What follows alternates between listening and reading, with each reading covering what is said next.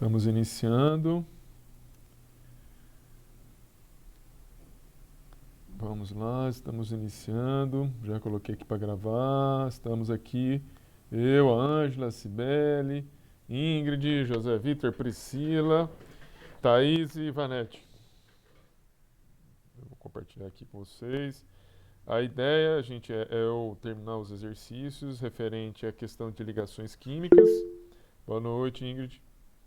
E a partir daí a gente começar a falar de um assunto, penso eu que é um pouco mais ameno, que é a parte de ácido e base, um pouco de classificação deles, aí vem um pouquinho, só para vocês conhecerem, questões de nomenclatura, e depois da nomenclatura, acredito que, penso eu que, não sei se vai dar tempo, mas dando tempo a gente vai ver um pouquinho sobre mol, massa atômica, forma molecular. Vamos lá. Nós tínhamos feito alguns exercícios, paramos nesse. Acabamos esse exercício, a gente vai fazer esse exercício aqui. Exercício 8. Vocês estão vendo? Cadê vocês? Então, vocês estão conseguindo ver a minha. Sim, Beleza. O negócio é o seguinte, né? Deixa eu colocar aqui meu zap. Se eu tô aqui em Vitória de novo. Se a transmissão parar aqui, vocês me falam no WhatsApp. Deixa eu aumentar um pouquinho aqui o som.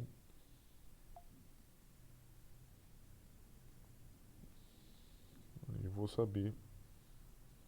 Pode ser que a gente escute, né? Uns barulhinhos de zap aqui, tá? Vamos lá.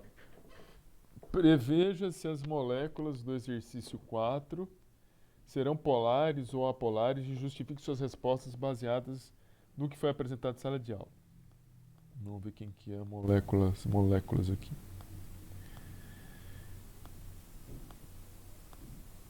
CCl4, ClO-, NH4+, CH3. Então, ó, CCl4, ClO-, vamos continuar aqui. Depois também tem o CH3. Só ficou NH4+, mas eu vou colocar aqui. Aqui, o NH4+, está aqui. Vamos ver se eu consigo fazer um negócio. Espera aí.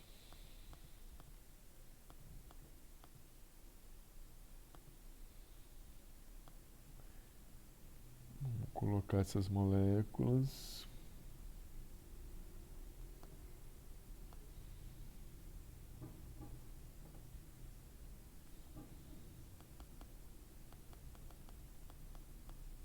Um minutinho.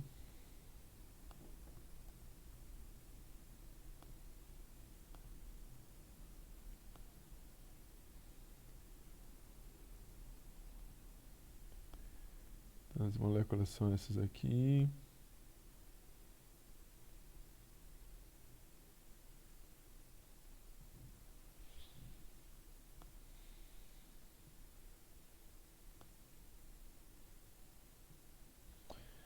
Agora deixa eu pegar aqui as moléculas.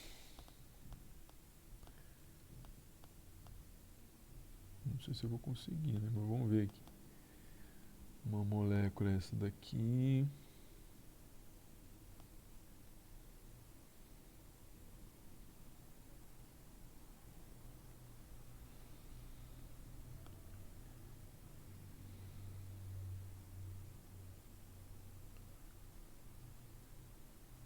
Tenho a impressão que essa molécula é melhor se a gente colocar. Bem, também.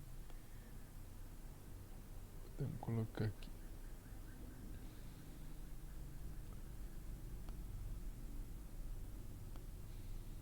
Uma molécula é essa aqui.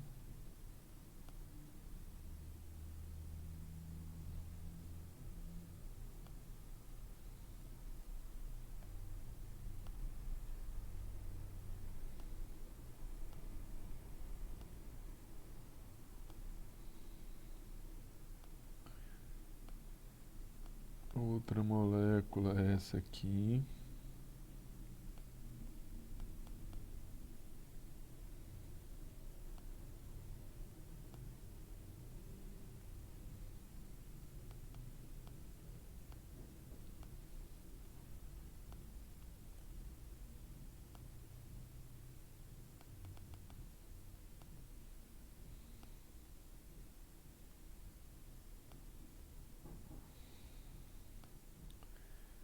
outra molécula é essa aqui.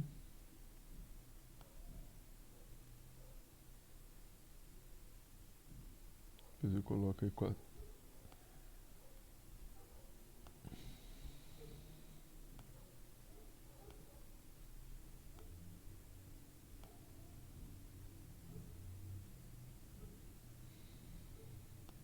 Vou colocar o sinal aqui mais.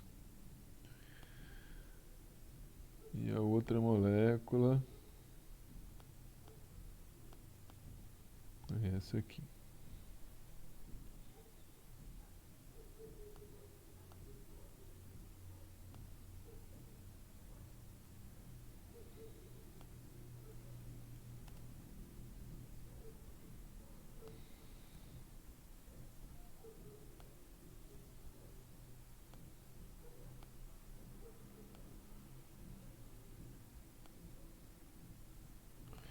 Então, ele está perguntando para a gente se essas moléculas serão polares ou apolares. Bem, essa molécula aqui é uma molécula tetraédrica. O que acontece é o seguinte, olhando para essa molécula. Deixa eu mudar aqui a cor. O que acontece? Para a gente fazer essa avaliação, nós precisamos ver que cada uma dessas ligações, os seus átomos apresentam eletronegatividades diferentes. Então, o cloro é mais eletronegativo que o carbono. Então, aqui, esses pares de elétrons vão estar mais deslocados para o lado do cloro. Nesse caso, como ele vai estar mais deslocado para o lado do cloro, o cloro vai... o átomo de cloro vai ficar mais rico em elétrons. Então, aqui eu vou ter um dipolo negativo, indicando que esses pares de elétrons estão mais próximos do cloro.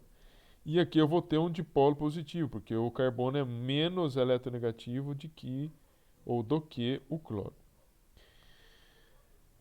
Isso se repete nos outros cloros. Eu vou ter um dipolo negativo aqui, vou ter também um dipolo negativo aqui, e vou ter também um dipolo negativo aqui, e vou ter, e aqui um dipolo positivo. O que acontece? Bem, então eu vou ter aqui um dipolo resultante aqui, nessa direção, vou ter também aqui nessa direção, vou ter também aqui nessa direção. O que acontece é que, ao somarmos esses 3 dipolos que apontam para baixo, vai me resultar num vetor que vai ter a mesma intensidade do vetor que aponta para cima. Isso caracteriza essa molécula tetracloreto de carbono de ser uma molécula apolar. Então, no primeiro aqui, na primeira molécula, CCl4, trata-se de molécula apolar, considerando que a somatória dos vetores momento dipolo ou dipolar, considerando que a somatória dos vetores momento dipolar será nula. Aqui no segundo, calma aí. Compreenderam, gente? Não, eu já ia perguntar mesmo. Mas assim, tem 3 vetores para baixo e só um para cima e deu nulo? É porque aqui esses ângulos entre os três, esse ângulo inclusive, esse ângulo aqui é 109 graus. O ângulo entre eles também é 109 graus. Mas a somatória deste é porque assim, a visão 2, porque a gente tem aqui uma visão 2D, não tem 3D, né? A visão 2D é muito ruim. Se você pegasse a molécula na tua mão, a estrutura da molécula na tua mão, você ia ver do que eu estou falando. A somatória dos vetores aqui, dos 3 vetores, tridimensionalmente gera um vetor para baixo, né? Veja que aqui os vetores eles não estão 180 graus em relação ao vetor que aponta para cima, correto? Tem um ângulo de 109 graus. Para você somar esses três vetores aqui em relação ao vetor... Só um minutinho, deixa eu colocar aqui para apontar melhor. Para que a gente possa ter esses três vetores possam se somar e nós termos um vetor resultante, não tem como primeiro você somar esse com o vetor de cima para pegar o vetor resultante e somar os de baixo. Você tem que somar todos os que estão apontando para baixo. Veja que eles têm ângulos em relação ao vetor que está horizontal apontando para cima. Desculpe, vertical que está apontando para cima. E ao pegar esses vetores que estão apontando para baixo, mas tem uma inclinação em relação ao eixo vertical, a somatória desses três vai me gerar um vetor resultante que é um vetor vertical com ângulo de 180 graus em relação ao vetor que aponta para cima. Esse vetor resultante que vai apontar, vetor resultante da somatória desses três, ele tem a mesma quantidade, a mesma intensidade, né? O vetor resultante tem a mesma intensidade que esse vetor que está apontando para cima. Mas isso a gente só conseguiria se vocês conseguissem ver a molécula, porque eu concordo que é complicado ver. É só, assim, entre esse mais em cima e o mais embaixo é 180 graus, então. 180 graus. Isso aí, ok. Aí, entre o de baixo e esse mais em cima à direita, são quantos graus? Daqui para cá, 109 graus. Daqui para cá, 109 graus. Daqui para cá, 109 graus. Ah, tá. Vou repetir de novo. Acho que deu para entender agora. Daqui do CL para o outro CL, 109 graus. Desse CL para o outro CL, 109 graus. Desse CL para o outro CL, 109 graus também. Beleza? A mesma Ele... Oi. Sim, só terminando. Ele é tipo formato de um asterisco, assim, todos os ângulos, acho que ficam a 109 graus, né? Então eles ficam à mesma proximidade, né? Eles têm na mesma proximidade, mas quando a gente soma vetores, esse vetor aqui, essa setinha aqui, ela tem esse ângulo de 109 graus, mas se nós provocássemos uma somatória desse vetor, esse vetor não tem... O resultante, por exemplo, entre o vetor que está apontando para cima e o vetor aqui que está apontando para baixo, mas que tem uma diferença angular em relação ao vertical, o vetor vertical, eu teria um vetor que estaria apontando para cima ainda. Beleza? E a tendência é que à medida que você vai somando, ele vai... Ou seja, você vai anulando ele vai anulando.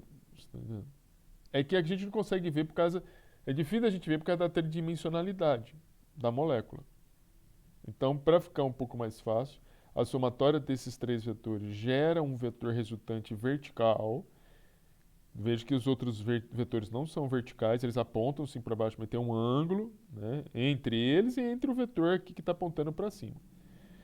A somatória desses três gera um vetor resultante para baixo, que tem intensidade igual ao vetor de cima. É isso. É uma questão vetorial. Aí. Podemos continuar? Ok, entendi. Sou vetorial e angular, né? Isso. Aqui, a letra B, ou seja, essa molécula é o hipoclorito. Tá? É o hipoclorito. O hipoclorito, veja, é uma molécula linear. Né? Não está escrito aqui, mas aqui é uma molécula linear.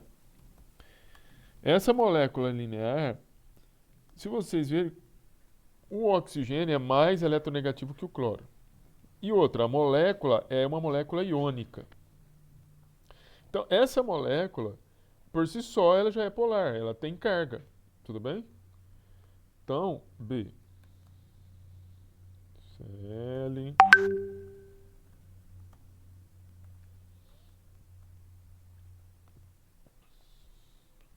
Deixa eu acertar isso aqui também. Todas as moléculas que tiverem carga vão ser polar, então. Sim, senhora. Ah, tá. Beleza. Todas as moléculas que... Sim, senhor. Vamos lá. O hipoclorito. Professor, Oi. desculpa, mas carga seria os íons, né? Isso, Todas as moléculas iônicas isso, seriam polares. isso. Exatamente. É, Mas não necessariamente todas que não tiverem vão ser apolares, né? exatamente. Ah, tá. Beleza. Não é porque a gente tem que analisar. Cada caso é um caso, tá bom? Cada caso é um caso. Aham. Não, era só pra ver se fazia mais sentido, entendeu? De entender. Entendi. O hipoclorito, que é essa molécula aqui, é uma molécula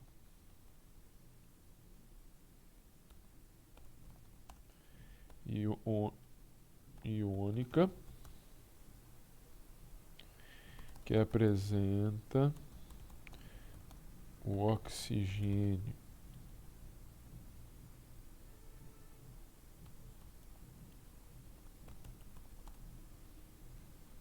com uma concentração da nuvem eletrônica por ser mais eletronegativa.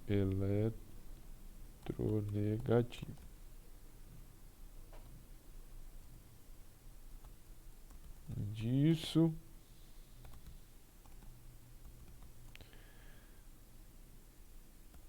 trata-se de um íon, por isso apresenta um. Por isso trata-se de um íon. Além disso, trata-se de um íon carregado.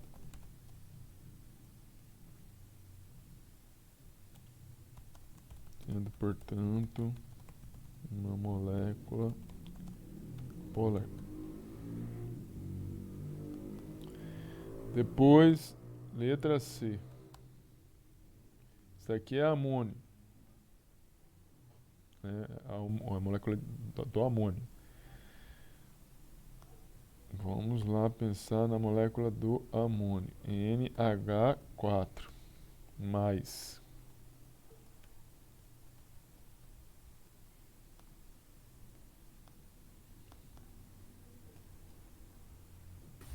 Polar, né? Igual o caso anterior. Pois é, você veja bem como são as coisas. Ó, porque a gente tem que avaliar, né, as coisas.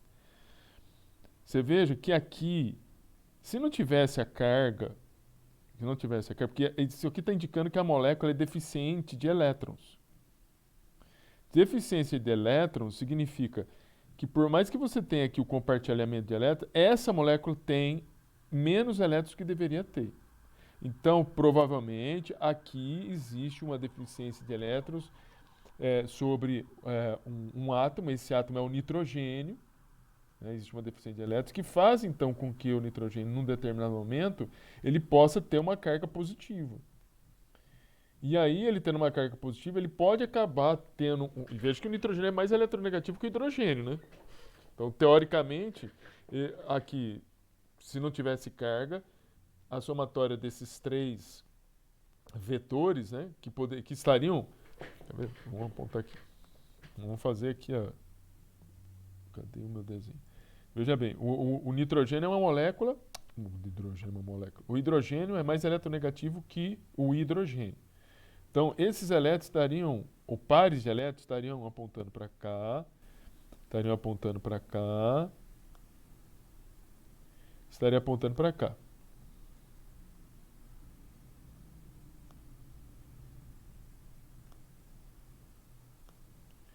Enquanto que, no caso, né, dessa ligação, estaria apontando para cá. Beleza? Professor, para saber isso, é só olhar a eletropositividade? Sim, Tipo, senhora. aonde vai apontar? Exatamente. Para ver as setas. As setas seriam os vetores, ou seja, e os vetores indicam o seguinte: a nuvem, o par de elétrons vai estar mais próximo de qual átomo? De qual átomo? É isso. Então veja, nós teríamos que fazer a somatória desses vetores, né? Nós teremos que fazer a somatória desses vetores e depois levar em consideração esse vetor que está apontando para baixo. Acontece o seguinte, existe uma deficiência de elétrons aqui. Existe um hidrogênio que foi absorvido pelo nitrogênio. E, em parte, isso faz com que o nitrogênio possa ter uma carga positiva.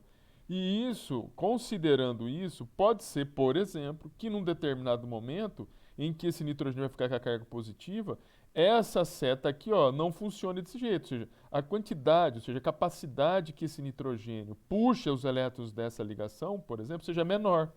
E você vai acabar tendo uma resultante. Que resultante do quê? Uma resultante da somatória desses três. Se você somar esses três, vai dar uma seta para cima. Você tem uma seta para baixo, só que, como eu disse para você, essa seta aqui para baixo não vai ter a mesma força que a somatória dessas três. Ah, mas como que eu vou saber disso? Aqui já tem uma indicação, ó. É uma molécula carregada. Então, vamos ver aqui.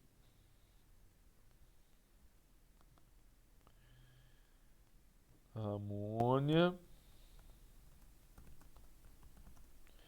é uma molécula iônica que apresenta deficiência de elétrons. Isso faz com que em um determinado momento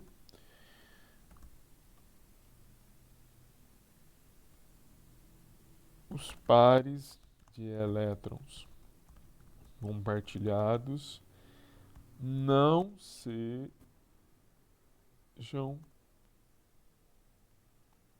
tão deslocados para os pares, né? Um par, na verdade, em que um determinado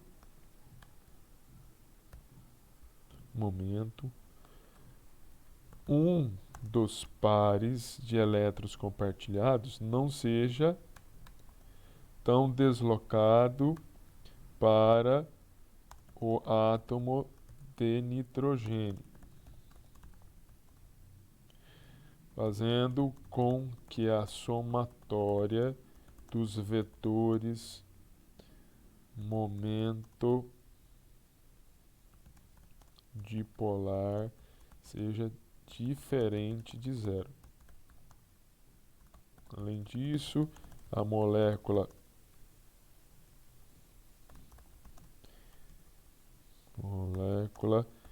é um íon carregado positivamente, sendo, portanto, uma molécula polar.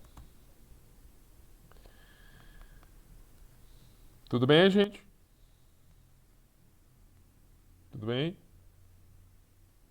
Professor, Oi. você disse antes que era o amônio, aí você botou amônio. Oh, Jesus. Falou, então. Amônia é NH3. Amônio NH4. Beleza?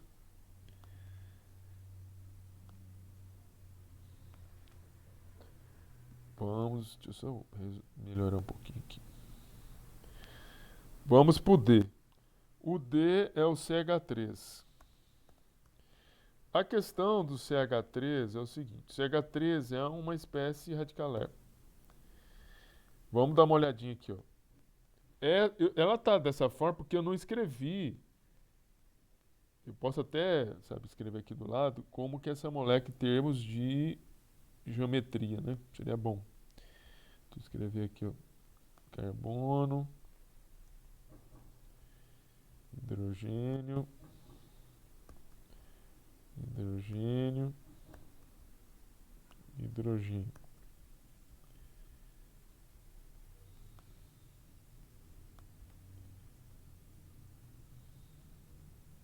Deixa eu fazer aqui um negócio.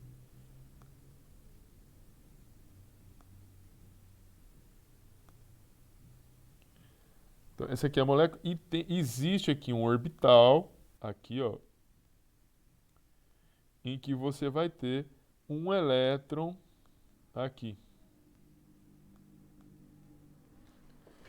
Veja, a distribuição aqui, ela é tetraédrica dos pares de elétrons. Aqui eu tenho 3 pares de elétrons, aqui eu tenho um elétron. Novamente, eu tenho carbono é mais eletronegativo que o hidrogênio.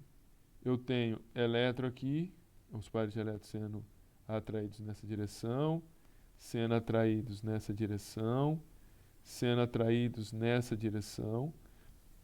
Então, e aqui eu não tenho como estabelecer uma relação de um elétron com o carbono, porque esse elétron está divagando no orbital do carbono. Então eu tenho como resultante desses vetores um vetor resultante que aponta para cima, né? Ou seja, que tem uma direção vertical.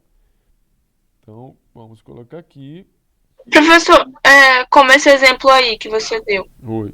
o CH3, não, Aham. é isso. Aham. Quando for, tipo, explicar, Vou explicar. pode deixar só essas setas, eu preciso colocar essas duas linhas do lado da seta. É A linha do bom. lado. Ah, sim, é bom você escrever a seta. A Mas seta não pode só preta. escrever a seta. A seta preta, você está falando? Pode só escrever a seta quando for explicar, tipo, quando for dar a prova, ou tem que escrever das duas linhas. A verde e a preta. Não, só. Ah, não, não, pode ser só preta. Ah, Pode ser só preta. Olha só, é melhor que você seja a verde e a preta. Porque a tá. verde mostra a ligação. A verde mostra a ligação. A preta mostra o deslocamento do elétron. Tá bom? Tá. O CH3 trata-se de molécula polar em razão de que a somatória dos vetores momento dipolar resulta em vetor com direção que resulta em vetor diferente de zero e que aponta para cima. Beleza aí, moçada? Podemos continuar? Vamos continuar aqui. Dê a hibridização do átomo em negrito das seguintes moléculas. Pelo amor de Deus, será que eu caí, gente? Não, você está aqui ainda. Agora estou esperto. Dê a hibridização do átomo em negrito das seguintes moléculas e justifique sua resposta com base no que foi explicado na sala de aula. Então vamos lá. A. O que nós temos que fazer?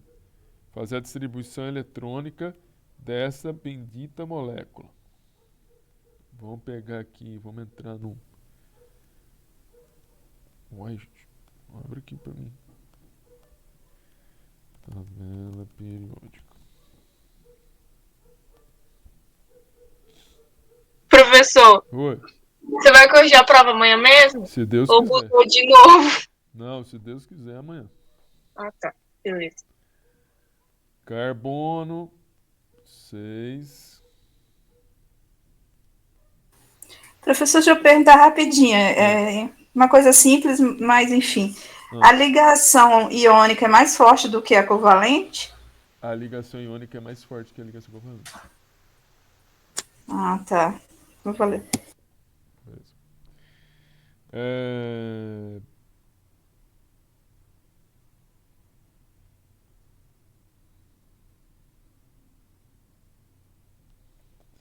Onde que eu estava mesmo? Enxofre. 16. Número atômico 16, enxofre. Então vamos lá. 16. Deixa eu pegar aquele mapinha. Mapinha não, né? O diagrama de Linus Pauling. Um momento aí, gente.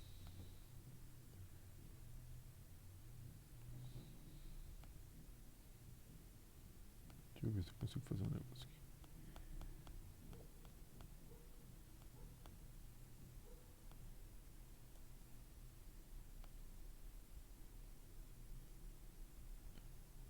Continuar aqui.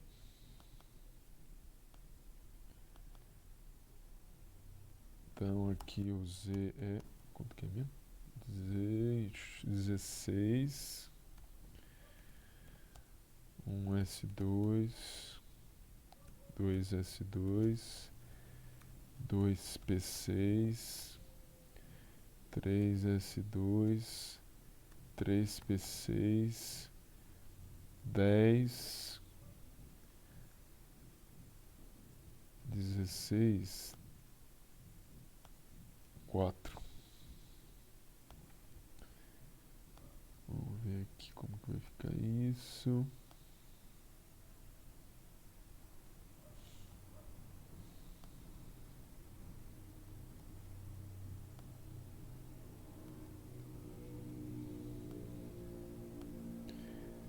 Dois com 2, 4, com mais 6, 10, 12, com mais 4, 16. Fluor.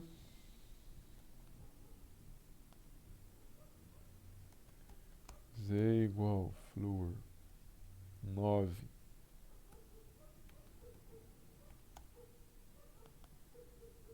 9.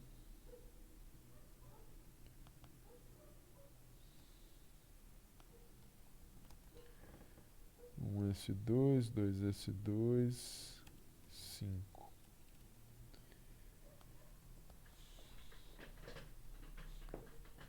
Dois com 2.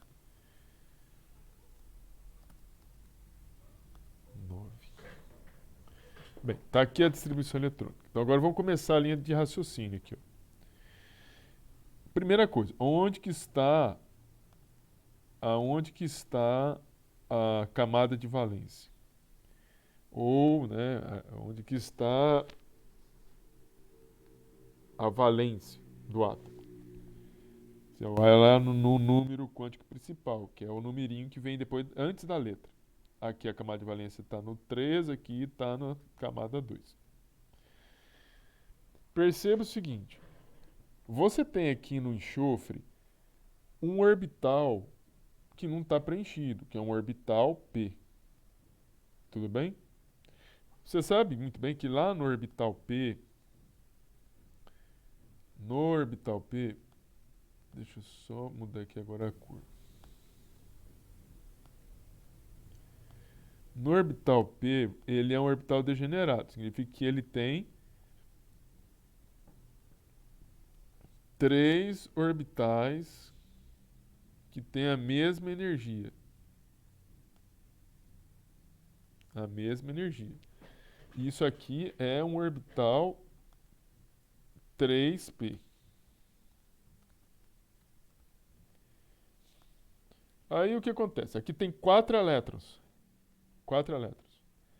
Então vem aqui, tem 4 elétrons, significa que eu tenho aqui um elétron aqui, um elétron aqui, um elétron aqui. E eu tenho um outro elétron aqui. Perceba o seguinte, que que o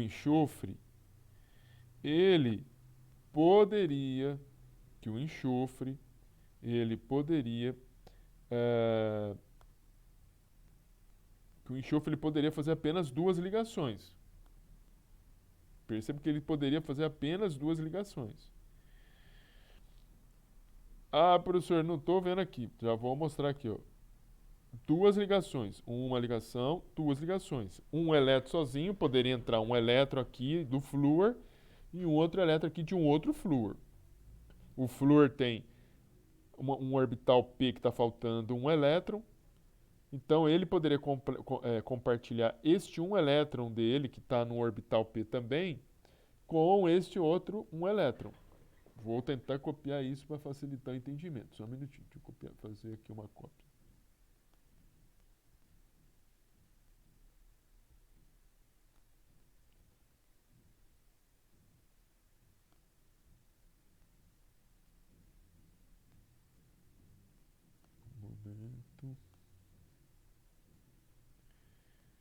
Então, novamente aqui, ó. Ele tem 5 elétrons no orbital P. 1, 2, 3, 4, 5. Perceba que esse orbital 3p do flúor tem um elétron só que ele pode compartilhar. Enquanto o orbital 3p do... Não é 3p aqui, gente. Oh, meu Deus.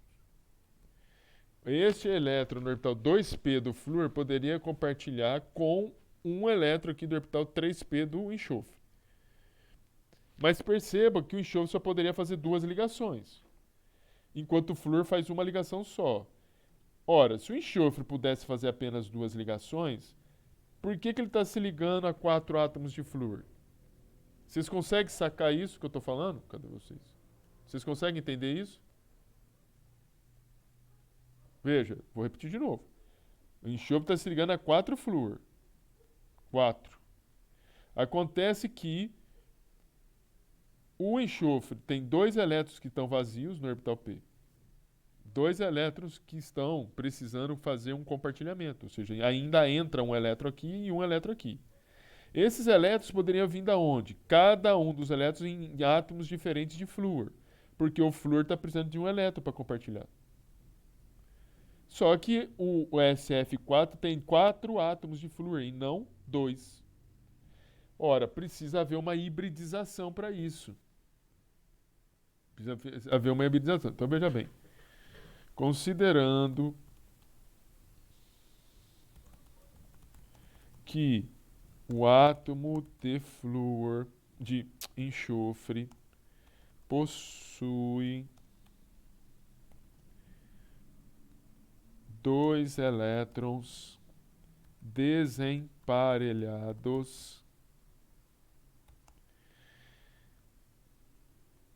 então o elemento só poderia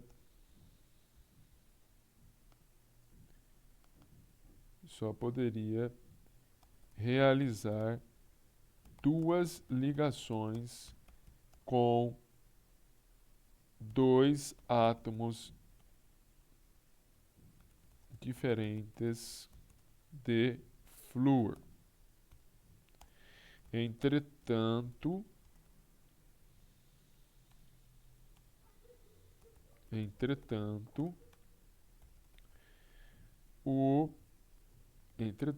o átomo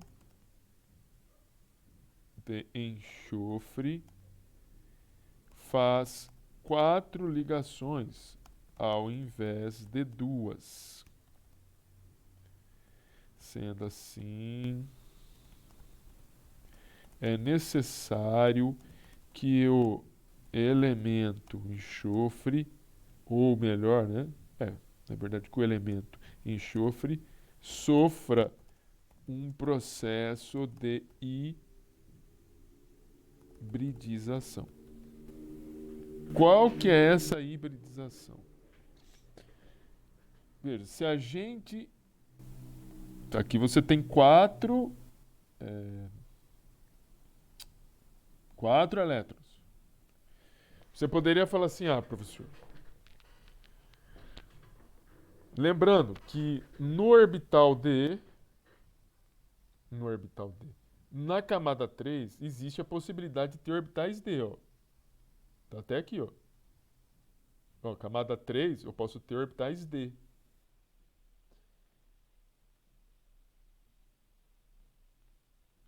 Aqui nessa molécula, se... Então, veja bem como são as coisas. Se a gente fizesse uma hibridização nessa molécula, se eu fizesse uma hibridação entre os orbitais S e P, se nós fizéssemos uma hibridação SP, primeiro vamos verificar o seguinte, vamos tentar fazer uma hibridização entre os orbitais S e P. Se eu fizesse uma hibridização de orbitais SP, eu teria 3 orbitais mais o S, ou seja, seriam 4 orbitais. 4 orbitais E mesmo assim, nos 4 orbitais, eu teria que fazer a distribuição de 6 elétrons. Ou seja, continuaria na mesma. Porque no orbital S cabe 2, no orbital P, no orbital S cabem 2, no orbital P vai caber 4, ainda vai ficar só 2 elétrons, não vai resolver nada. Nós precisamos fazer mais do que isso. Nós precisamos fazer mais do que isso. Estão acompanhando o raciocínio aí? Eu não terminei ainda. Só estou perguntando se vocês estão acompanhando o raciocínio. Sim. Então, novamente, se eu fizesse uma hibridização SP, não daria, porque a gente continuaria na mesma. Na camada 3 tem o orbital D. Ah, por que não apareceu aqui? Porque não tem elétron. Então ele tem espaço vazio. Ele tem espaço vazio. Pois bem, vamos supor então que nós fizéssemos uma hibridização em que nós pegássemos um orbital D e colocássemos um orbital D aqui e combinássemos então o orbital S, os 3 orbitais P e mais o orbital D. Aí nós conseguiríamos, a partir dessa hibridização, deixar 4 elétrons vazios, 4 elétrons desemparelhados para fazer 4 ligações diferentes com átomos de flor diferentes. Então eu vou primeiro desenhar para mostrar para vocês.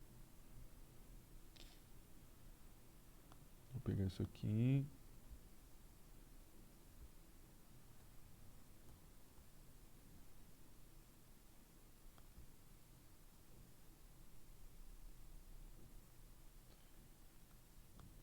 Um pouquinho aqui.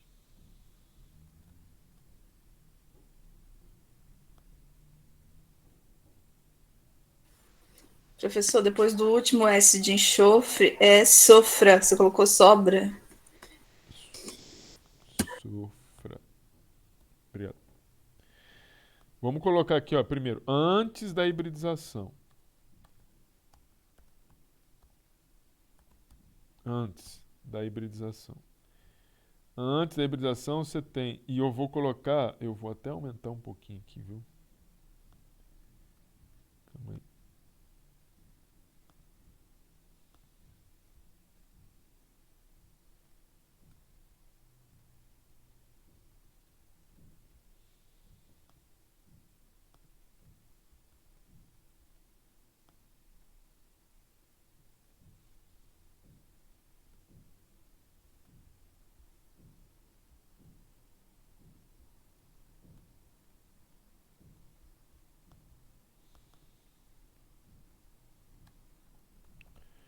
Antes da hibridização, eu tenho um orbital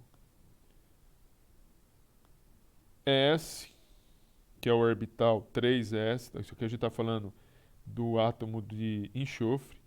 Então aqui eu tenho o orbital 3s. E depois eu tenho aqui 3 orbitais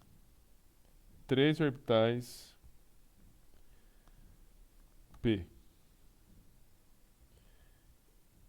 E a gente tem essa situação aqui. Tenho 2 elétrons aqui. E eu tenho 4 elétrons aqui. 1, 2, 3, 4. Na hibridização, ou seja, vamos considerar a hibridização agora.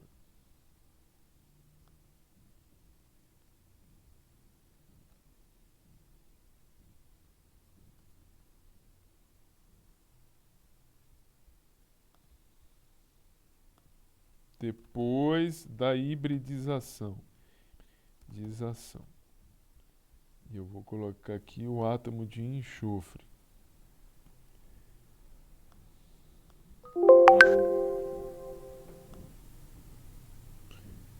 Depois da hibridização.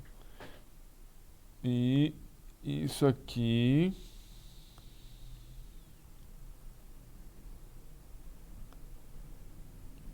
um orbital P e depois nós vamos utilizar um orbital D.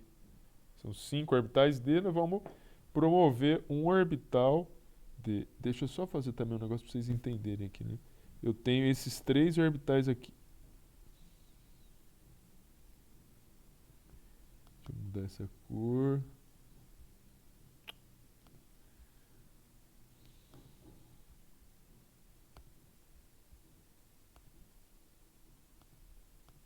Então aqui eu só coloquei isso aqui para mostrar que são esses três orbitais, né? Os orbitais P. Eu tenho, novamente, um orbital 3. Eu tenho um orbital S aqui. Ah, e eu vou fazer aqui também para mostrar que a gente não tem nada no orbital D aqui, ó.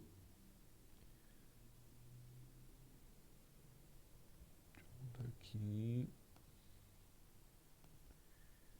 Então, nós temos aqui um orbital D que não tem absolutamente nada, nenhum elétron. Aqui é um orbital 3D.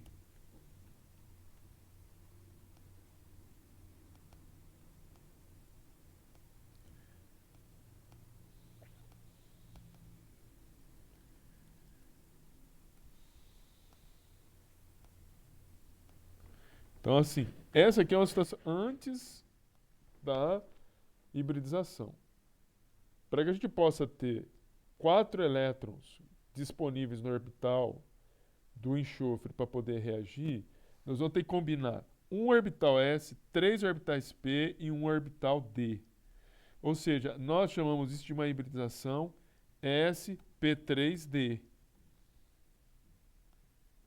sp3d. Ou seja, eu tenho uma com mais 3, 4, 5 orbitais, sendo 3p, 1s e 1d, que somados, e feita a hibridização, eu vou ter 5 orbitais híbridos, sp3d. Tudo isso aqui são orbitais.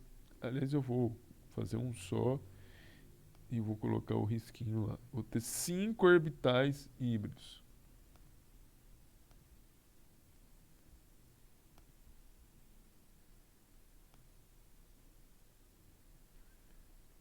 Cinco orbitais híbridos. Eu tenho 5 orbitais sp3d. Agora nós vamos fazer essa distribuição desses elétrons. Nós temos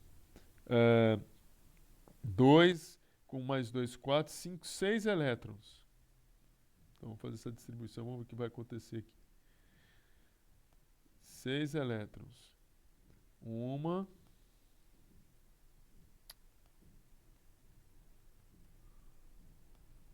Uma. Duas. 3. 4. 5. 6. Perceba que agora eu tenho 4 elétrons livres e agora eu consigo fazer a ligação. Vamos ver o que ele está me perguntando aqui mais. Dê a hibridação do átomo e justifique sua resposta com base no que foi explicado na sala de aula. Então vamos continuar aqui.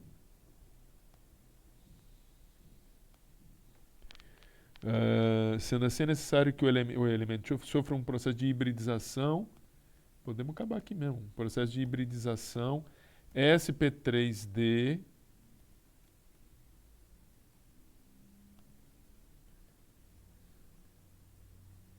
comi um aqui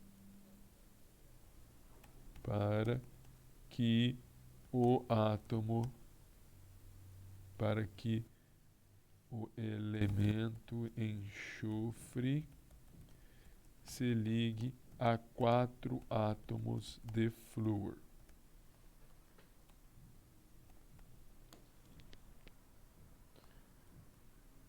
Entenderam aí? Conseguiram? Conseguiram pegar aqui o espírito desse exercício? Sim. Vamos fazer o próximo. Vamos ver o próximo. BCl3. Vamos lá.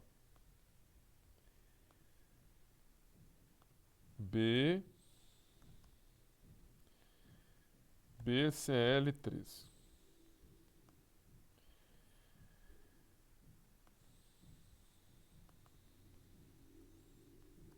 Bem, primeira coisa, vamos ver, fazer a distribuição eletrônica. O boro tem 5 elétrons na camada de valência. 5 elétrons Aliás, vamos ser um pouquinho mais desperto agora. Vamos aproveitar isso.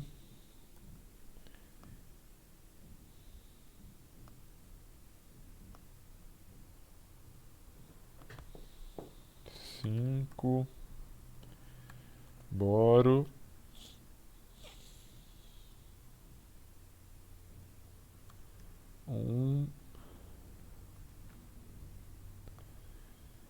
Que é a distribuição do boro, o do cloro. Do cloro 17. Então vou aproveitar aqui também.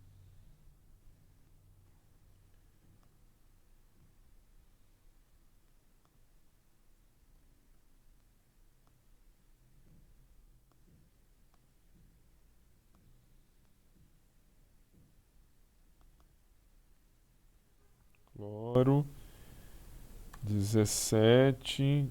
Esse aqui eram 16. 5. Ups.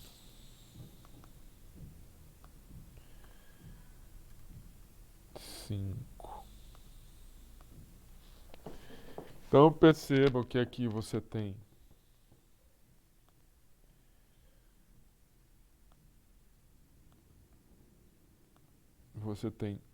três elétrons na camada de valência. Aqui você tem 7 elétrons na camada de valência.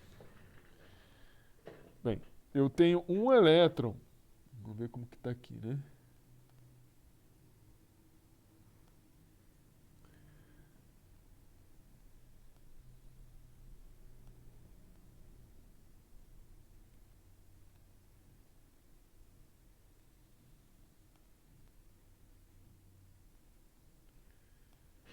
Eu tenho um elétron. Aqui eu vou tirar isso. Eu tenho aqui um orbital 2s.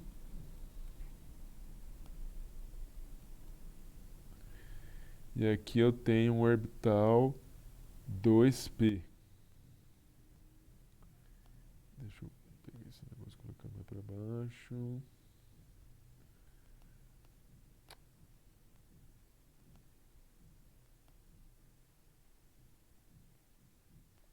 E aqui eu tenho esses orbitais p aqui.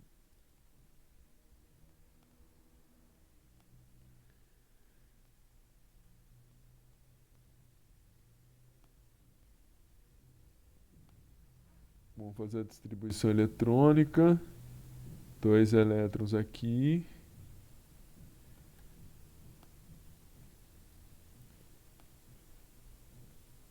E aqui eu tenho um elétron.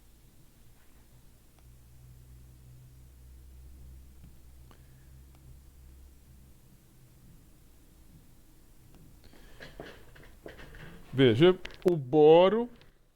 Dá uma olhadinha. Bem, vamos fazer aqui também embaixo. Fazer aqui também.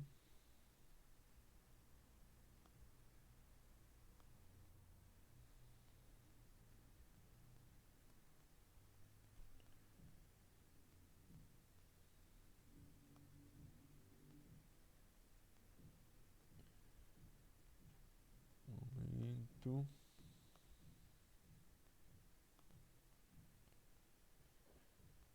Vou fazer a distribuição aqui, ó.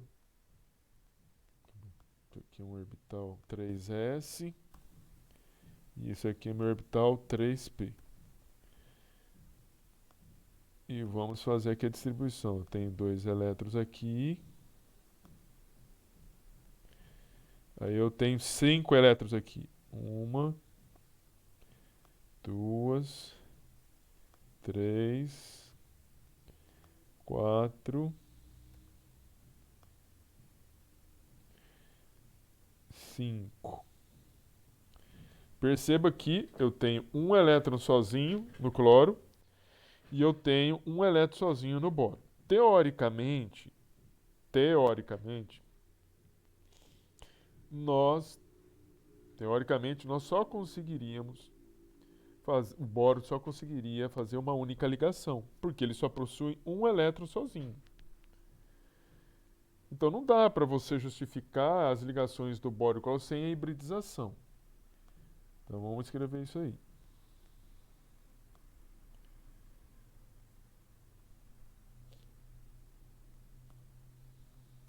O átomo de boro apresenta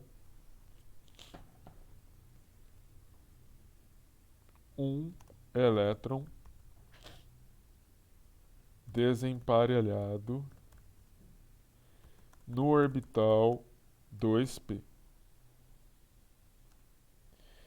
Isto favoreceria sua ligação com apenas um átomo de cloro. No entanto, o B, ou seja, o boro, se liga a 3 átomos de cloro. Somente o processo de hibridização permitiria a explicação para que o boro possa se ligar a 3 átomos de cloro. Como que a gente vai fazer esse processo de hibridização? Veja, aqui nós temos antes do processo de hibridização. Antes.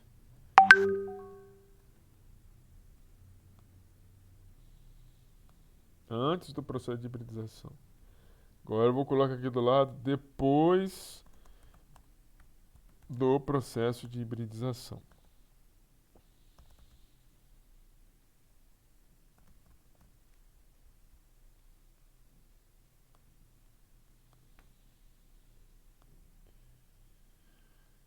Vamos copiar isso aqui.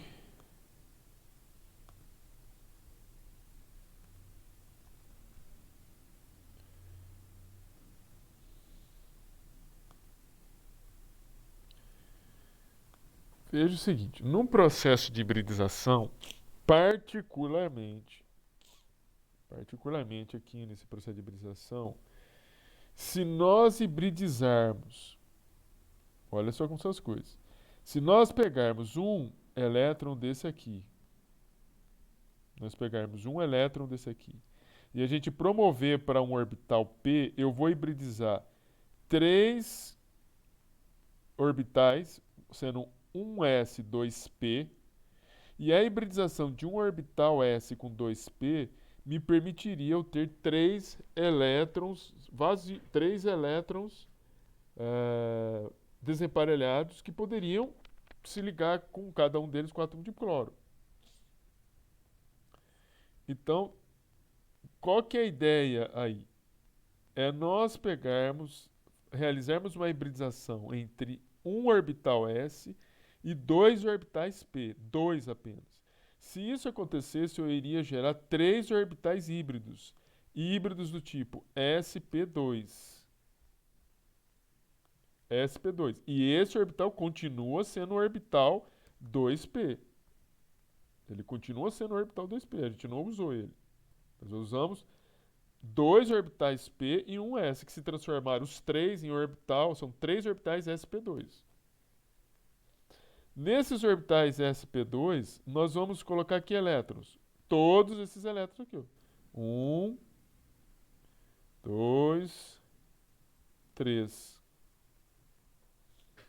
E agora é possível você fazer a ligação do átomo de boro, porque aqui você tem um átomo de boro, de um átomo de boro com um átomo de cloro. Porque o átomo de cloro, ele já está faltando apenas um único elétron. Então você poderia ter, por exemplo, esse átomo que eu estou mostrando aqui, ele poderia interagir com esse elétron. Um outro átomo de cloro poderia interagir com esse outro. E um terceiro átomo de cloro com esse outro. Então,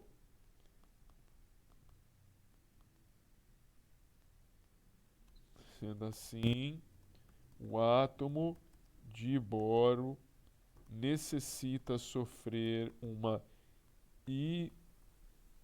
hibridização sp2 para que os 3 átomos de cloro possam se ligar ao boro. Ô, professor, Oi. na prova você pode perguntar assim, quais moléculas sofrem hibridização ou não? Porque aí eu acho difícil de responder. Mas olha só, não será difícil se você tomar como pressuposto isso que eu estou mostrando aqui, ó. Sempre fazer a distribuição. Faça sempre a distribuição, que vocês não sofrerão. Mas assim, é como se eles estivessem burlando a regra. Como que eu vou saber qual que segue a regra e qual que burla a regra do que tem lá? Justamente, você vai saber sempre como. Sempre a partir da distribuição e olhando o seguinte. Novamente, aqui o átomo de boro só pode fazer uma ligação. Percebe? Como que ele faz 3 ligações? Essa é a pergunta que você precisa fazer. Se você tivesse na distribuição eletrônica 3 elétrons sozinhos, você não precisaria fazer hibridização. A mesma coisa aqui, ó.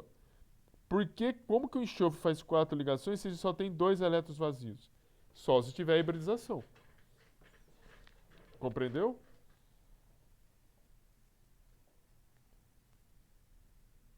Entendi. A própria característica da molécula já dá para ver, né? Exatamente.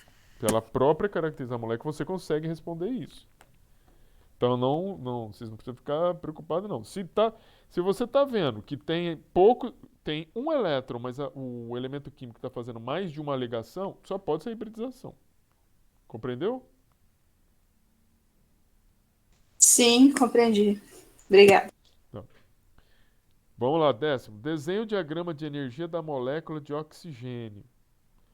Explique se essa molécula é diamagnética ou paramagnética. Não explica, né? Depois explique o que pode acontecer com essa substância no estado líquido, caso ela seja vertida sobre os polos de campo magnético. Vamos lá, oxigênio. Z igual a 8. Deixa eu ver se eu checar se é isso aqui mesmo. Isso.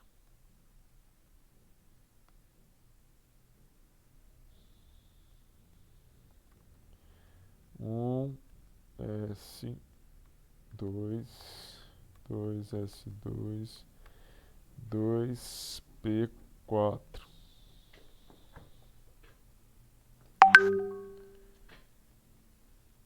Vocês estão me ouvindo aí, né? Sim. É porque tocou aqui só para saber mesmo. Eu tô perplexo, é que vocês não sabem.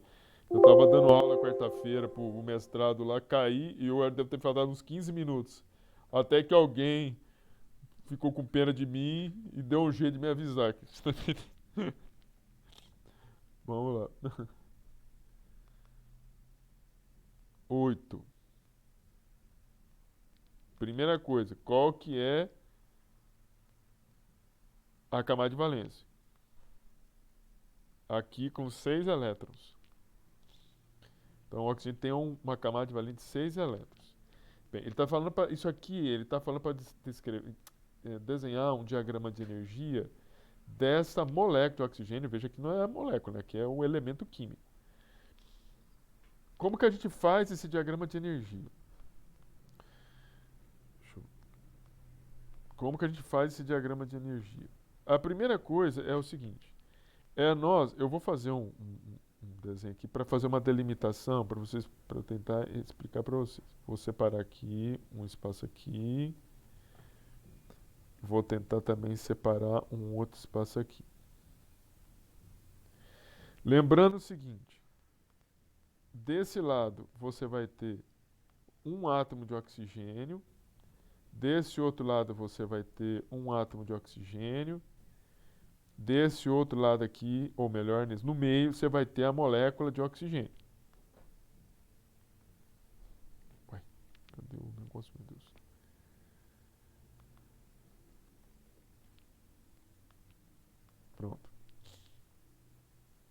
lembrando outra coisa, olhando para os átomos agora, e olhando para os orbitais na camada de valência. Eu tenho um orbital S e um orbital P. Quem tem... outra coisa, para direcionamento de vocês, o núcleo está desse lado aqui. Eu vou até escrever aqui, ó. Núcleo.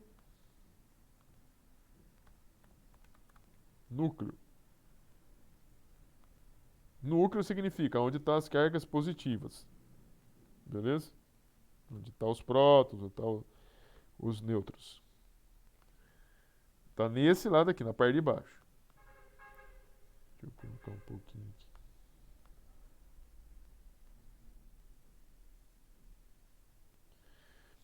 Aí, eu preciso fazer o seguinte.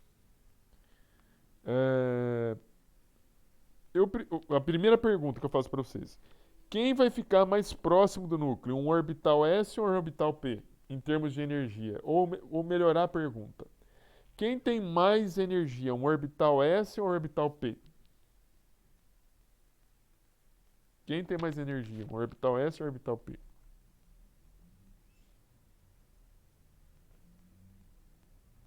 Mais energia significa... Quando eu falo um orbital mais energético, significa que ele sente menos. Ele dá a possibilidade do elétron estar um pouco mais desgarrado de estar próximo do núcleo. Então é o P.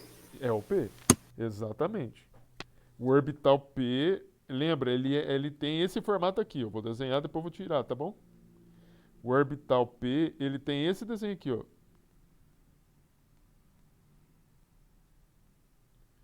Um orbital S, ele tem esse desenho aqui, ó. Deixa eu ver se eu consigo.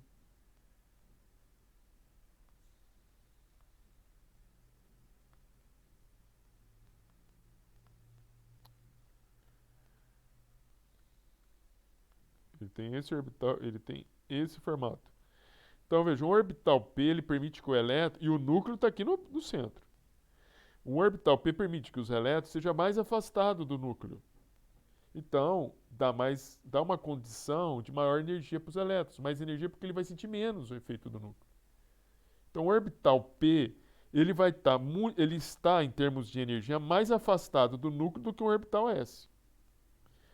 Por que você está fazendo isso? Porque eu vou colocar o orbital aqui embaixo. Eu vou colocar um orbital P.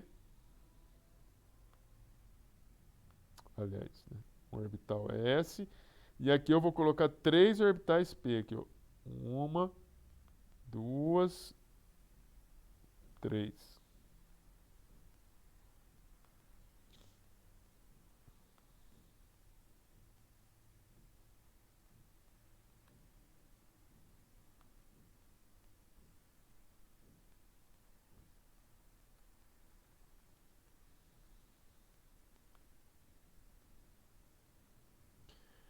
E aqui mesma coisa.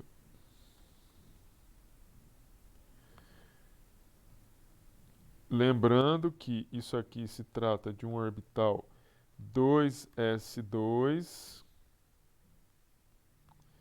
Esse aqui se trata de um orbital 2p4.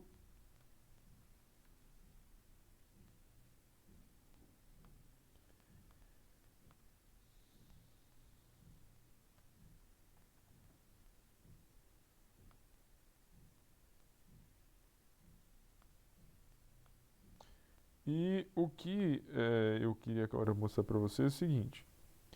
Vamos fazer a primeira distribuição desses elétrons aqui nesses orbitais. Você tem um aqui, outro aqui. Um aqui, outro aqui, outro aqui. 1, 2, 3, 4. 1, 2. Aí veja bem, gente. Num processo da teoria dos orbitais moleculares, você acaba tendo que fazer uma somatória entre os orbitais. Uma somatória de orbitais, porque na teoria dos orbitais moleculares, ele se baseia no entendimento de que os elétrons são partículas carregadas, mas que elétron tem propriedades de partículas, mas também tem propriedade de ondas. Se elétrons têm propriedade de ondas, então nós podemos tratar o elétron como onda e, portanto, trabalhar com a mecânica quântica, que trabalha com equações matemáticas ondulatórias, ou seja, equações que demonstram a propagação de um elétron na forma de onda em função do espaço, mas se propagando na forma de onda. Numa propagação de onda, você pode ter interferências construtivas e destrutivas. Estão lembrados disso? Que nós podemos ter interferências construtivas e destrutivas? Lembra da aula que eu dei para vocês, que eu mostrei as interferências construtivas e destrutivas, inclusive de ondas mecânicas, que eram aquelas ondas que uma maquininha fazia ondas na água? Estão lembrados disso?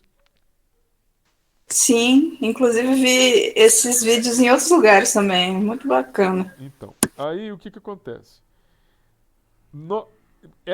Uma maneira da gente representar essas interferências construtivas e destrutivas é fazendo o que eu vou fazer agora. É somar os orbitais S de um átomo com o de outro átomo.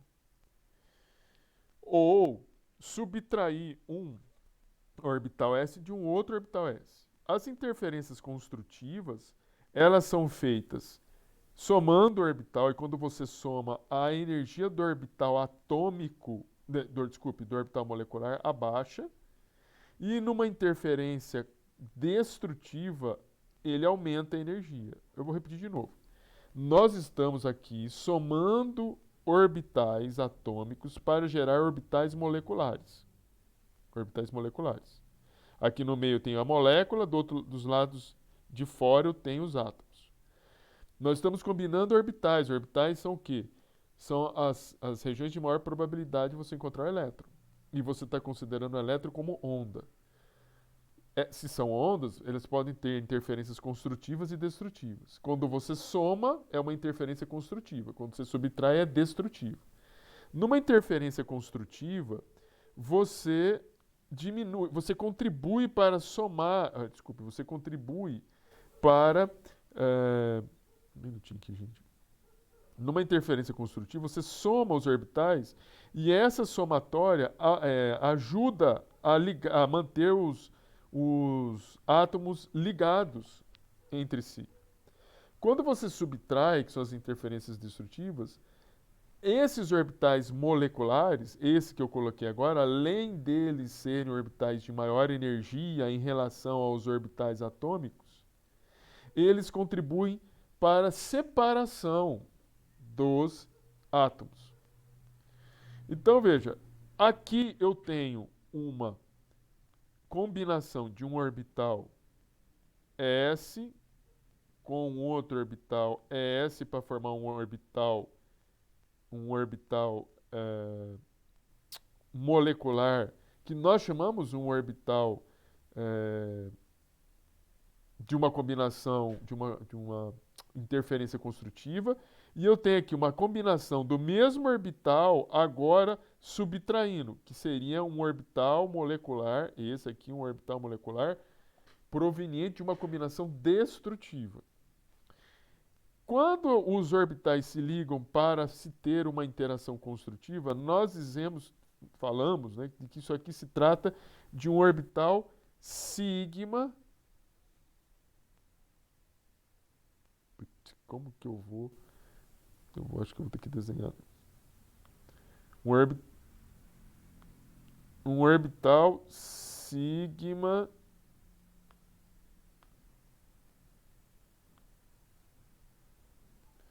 e nós falamos que ele é sigma ligante. Por que sigma ligante? Sigma ligante significa é o sinal do sigma sem asterisco.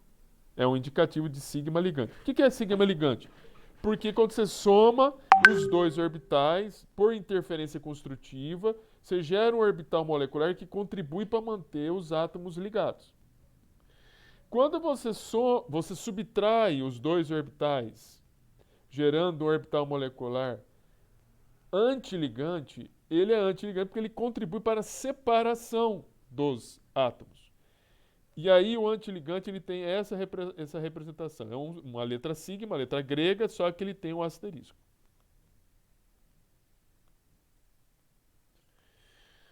Essa mesma situação acontece aqui nesses orbitais p.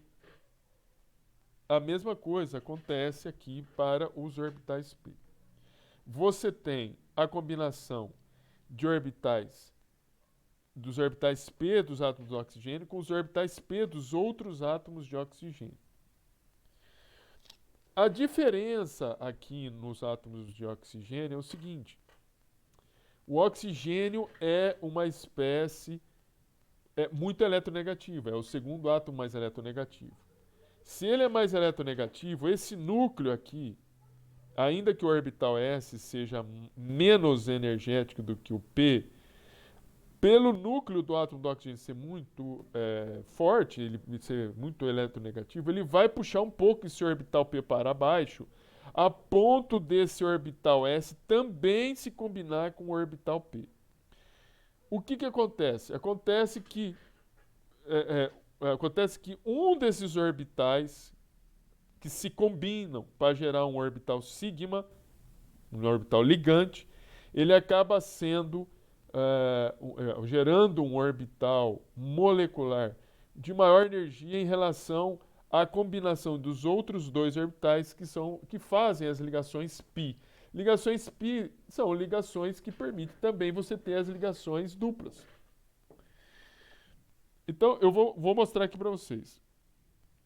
Eu tenho uma ligação. Deixa eu só primeiro fazer um desenho aqui e eu já te explico. Só um minutinho. Paciência.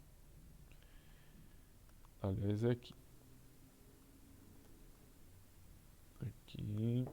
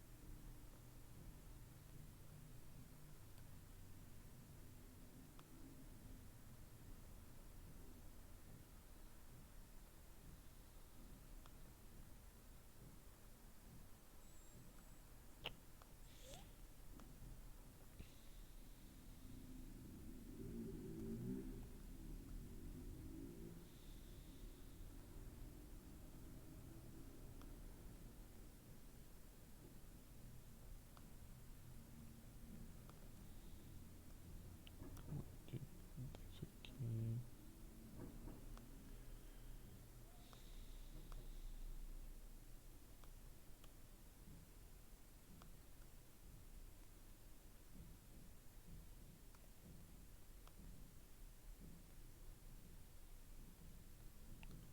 Olha só como são as coisas. Teoricamente, nós teríamos uma situação como essa aqui. Ó. Esse orbital que eu estou colocando aqui embaixo é um orbital que seria formado pela interação de um orbital P de um átomo de oxigênio com outro orbital P do átomo de oxigênio. E esses dois orbitais aqui seriam orbitais que nós chamamos de orbitais π. E esses orbitais π seriam feitos pela combinação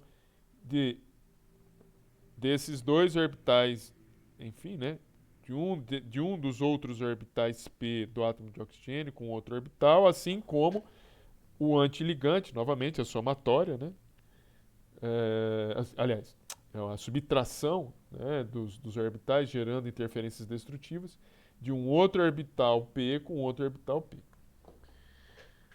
Isso seria o mais óbvio. Por que esse orbital que eu estou apontando aqui, ele acaba passando aqui por cima desses dois orbitais?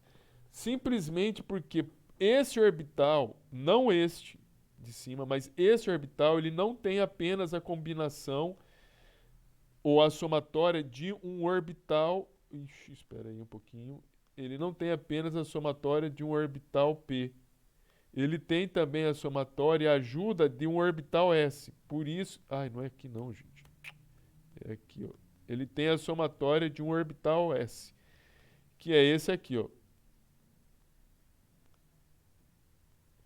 Então, a somatória desse orbital S com um orbital P e tendo também a participação aqui do um orbital P junto com esse orbital S faz com que esse orbital aqui acabe, você tá entendendo? Subindo e esse orbital P acabe baixando em termos de nível de energia. E esses dois orbitais são obtidos apenas pela combinação de orbitais P. Aqui com orbital P e esse aqui também com orbital P. E o de cima também somente com orbital P.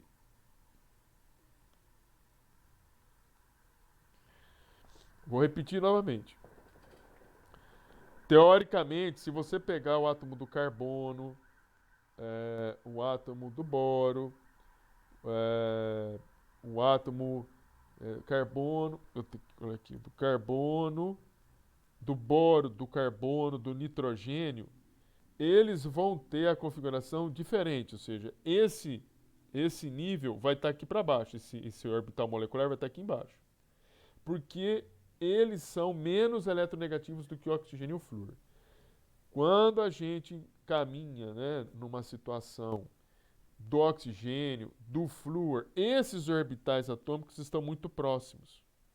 Por estarem muito próximos, existe a possibilidade de uma combinação de um orbital S atômico com um orbital P atômico, gerando ou fazendo com que o orbital molecular tenha mais energia. É por isso que esse orbital molecular passa a ter um pouco mais de energia, então ele passa para cima, ele vai acima energeticamente do que esses dois orbitais, que são orbitais π. Esse aqui é chamado de um orbital π. Um minutinho. Ele é chamado de orbital π ligante.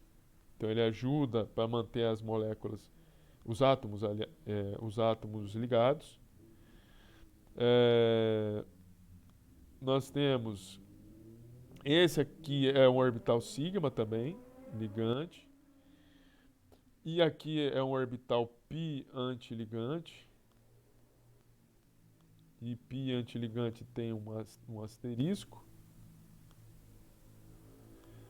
E aqui é um orbital sigma antiligante. Também com asterisco. Como que eu sei qual que é o orbital sigma ou qual que é o orbital π? Vejo que no orbital sigma eu tenho apenas um orbital, o π eu tenho dois orbitais regenerados, ou seja, mesma energia. Segundo, como eu sei como é ligante e antiligante? Sempre avaliando entre dois, sempre no mesmo orbital, hein? Soma-se os dois orbitais, gera um ligante, que é de menor energia, e o de cima é o antiligante, maior energia. Ok? Vai para o orbital P, eu vou gerar um orbital sigma, ligante e antiligante. No caso do fluoroxigênio, esse orbital sempre vai estar acima dos dois orbitais π. No caso do boro, do carbono e do nitrogênio, esse orbital sigma vai estar para a parte de baixo. E sempre eu vou, novamente, combinação de orbitais para geração de orbitais π. Eu vou ter a geração de dois orbitais π ligantes, dois orbitais π antiligantes. Os sinais ligantes, antiligantes se diferenciam pelo asterisco. O que tiver asterisco é antiligante. O que tiver sem asterisco, ele é ligante. Reiterando, orbitais moleculares que estão aqui no meio, ligantes ajudam os átomos a manterem-se ligados. Orbitais antiligantes não ajudam a manter ligados, mantém eles separados. Bem, e a continuação? Eu tenho 6 elétrons aqui, 6 elétrons aqui. Eu tenho 12 elétrons. Nós vamos distribuir 12 elétrons. 1, 2, 3, 4, 5, 6, 7, 8, 9, 10, 11, 12, Então, essa é a distribuição dos elétrons nos orbitais moleculares. Então, se a gente... Esse aqui é um orbital molecular sigma. Nós colocamos aqui do lado desse sinal do sigma, nós colocamos aqui 2s. Ah, por que tem esse 2s? Porque ele foi formado a partir da combinação dos orbitais 2s. E aqui, mesma coisa, 2s. E aqui, 2p. Ah, mas não tem orbital S? Tem, mas por conveniência se deixa 2... Aliás, aqui é 2p porque não tem a participação dos orbitais S. E esse aqui, por conveniência, se coloca 2p também. Mas poderia... Aqui se poderia colocar 2sp, tá? Porque teve a participação de um orbital S e a participação de um orbital p aqui. Aqui não. Aqui não teve orbital... antiligante. Não teve participação de orbital S daqui de baixo. Só o p. Orbital 2p. E os orbitais π? Também 2p apenas. Por que eu estou colocando isso? Porque você pode aqui reescrever a distribuição eletrônica dos orbitais moleculares. Vou colocar aqui, ó, distribuição eletrônica. Distribuição eletrônica dos orbitais moleculares. Sigma. Eu vou ter que fazer isso aqui, não tem jeito. Sigma. Vou subir aqui, da parte de baixo para cima, tá? Ó.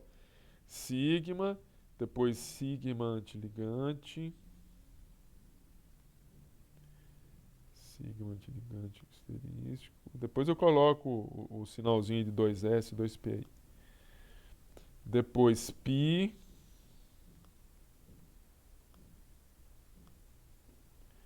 Depois sigma. Depois π. Asterisco.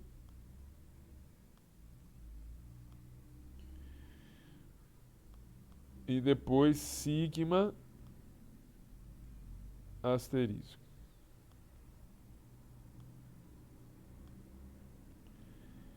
Vamos colocar aqui embaixo, aqui 2s. Vou voltar aqui de novo. 2s. E aí a gente tem quantos elétrons? 2 elétrons. Então eu vou colocar aqui 2 elétrons. Quantos que eu tenho aqui? Orbital também, 2s, também aqui eu tenho 2 elétrons. Aqui, π, 2p, e aqui eu tenho 4 elétrons. No 2sp, eu tenho 2 elétrons. No π, eu tenho 2p, 2 elétrons. E aqui no 2p antiligante eu tenho 0 elétrons. Eu não, se não quisesse escrever esse aqui, não teria necessidade. Então eu tenho 2 mais 2, 4, com mais 4, 8, 9, 10, 11, 12. Essa é a distribuição eletrônica do orbital molecular. Por último, eu preciso apontar duas coisas para vocês. Primeiro, vocês precisam saber identificar onde está o orbital molecular de maior energia que seja ocupado por elétrons. É só você olhar de baixo para cima. Aonde está o orbital molecular de maior energia que está ocupado por elétrons? Esse aqui. Esse orbital é chamado de HOMO. HOMO.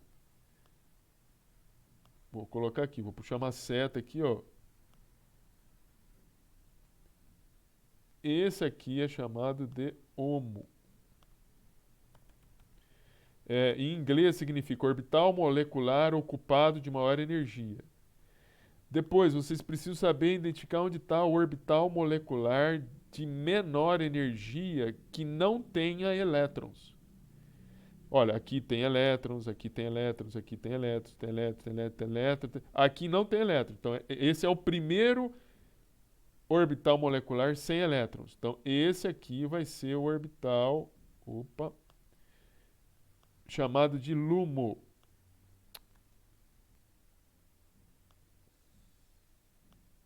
Esse aqui vai ser chamado de LUMO. LUMO significa orbital molecular de menor energia que seja desocupado. Porque pode ter aqui para cima outros orbitais desocupados de maior energia. Por que essas definições são importantes? Porque essa diferença de energia aqui, ó, é a diferença de energia necessária para que um elétron possa sair do HOMO para o LUMO. Ele sai de um nível para o outro e, ao voltar, ele pode emitir energia, pode emitir radiação luminosa. Então, se um desses elétrons aqui, que está no HOMO, passar para o LUMO, você conceder uma diferença de energia, ou seja, isso aí pode ser por meio de uma descarga elétrica, pode ser por meio de luz. Dá uma quantidade de energia, que seja essa diferença aqui. O elétron pode sair daqui desse nível energético molecular e ir para esse próximo, que é o LUMO. E ele saindo daqui, voltando, ele emite luz.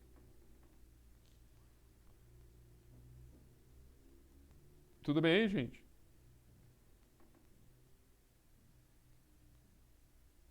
Eu compreendo que isso aqui é a teoria dos orbitais moleculares, tá? Por isso que eu só vou vou dar exemplo para vocês, somente de moléculas simples, átomos iguais. Ah, mas por que você vai fazer isso? Porque conforme você vai aí, mudando os átomos, começa a ficar mais complicado. Graças a Deus que existem moléculas que possam fazer essas contas para a gente. Tudo bem aí? É complexo, né, professor? A gente vai praticar mais sobre isso? Tem exercício. Deixa eu ver. Ok. Deixa eu ver se faltou alguma coisa. Ah, não, ele está perguntando mais uma coisinha. Explique se essa molécula é diamagnética ou paramagnética. Depois, explique o que pode acontecer com essa substância no estado líquido, caso ela seja vertida sobre os polos de um campo magnético. Veja, aonde que nós vamos ver se essa molécula é paramagnética ou diamagnética? No último orbital molecular. Por quê? Porque aqui eu vou ver se os elétrons estão emparelhados ou desemparelhados. Perceba que os elétrons estão desemparelhados, eles estão sozinhos. Quando eles estão sozinhos, os elétrons sozinhos, eles giram em torno de si mesmos. Girando em torno de si mesmos, eles vão gerar um campo magnético resultante. Portanto, esse campo magnético resultante vai poder interagir com um campo magnético externo. Então, pelo fato dos elétrons estarem desemparelhados, essa molécula é paramagnética. Então, o oxigênio, por apresentar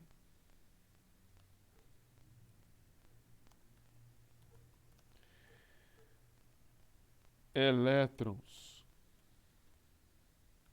desemparelhados, possui um campo magnético resultante da rotação dos elétrons. Este campo magnético interno pode interagir com um campo magnético externo, fazendo com que as moléculas do oxigênio interajam com o polo do campo magnético externo.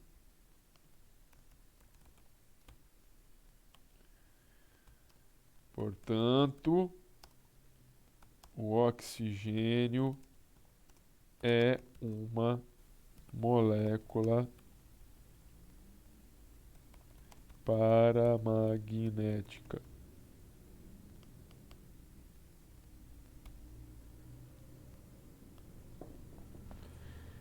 O paramagnetismo a gente já tinha visto em aulas anteriores. Podemos prosseguir? Podemos prosseguir?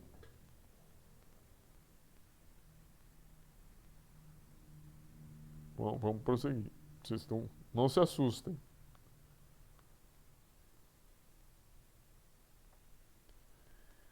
Explique as razões em termos do tipo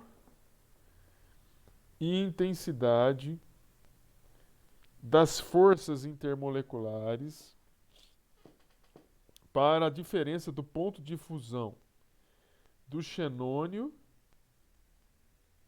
e do argônio. Explique as razões do tipo e intensidade das forças intermoleculares para a diferença do ponto de fusão do xenônio e do argônio. Primeira coisa, vem aqui na tabela periódica. Xenônio e argônio são gases nobres. Xenônio e o argônio. Beleza? Gases nobres. Então, gases nobres são elementos químicos que são altamente estáveis. Beleza? Mas, ainda que esses elementos químicos não se liguem por meio de ligações covalentes, ou ligações iônicas, ou ligações metálicas, eles interagem entre si.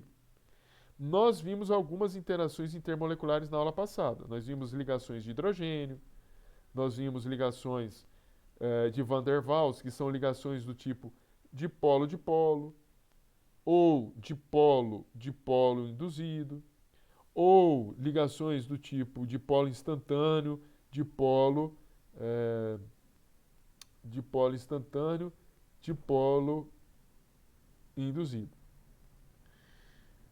Bem, a primeira pergunta, o xenônio ou o argônio, ele é um elemento químico polar? Veja, a polaridade, quando a gente fala polaridade, ele não está vinculado a um átomo. Na verdade, a polaridade ela está relacionada à ligação química. Você fala que uma ligação é polar ou apolar. Então, a gente agora aqui, nesse exercício, está falando de elemento químico. Não dá para você falar que o xenônio é polar ou que o argônio é polar. Mas veja bem, o xenônio apresenta elétrons. O argônio apresenta elétrons também. Então, eu vou fazer a distribuição eletrônica para poder explicar isso aí, para ficar um pouco mais... procurar ficar mais fácil para vocês aqui o entendimento. Deixa eu só pegar aqui o diagrama de Linus Pauling aqui.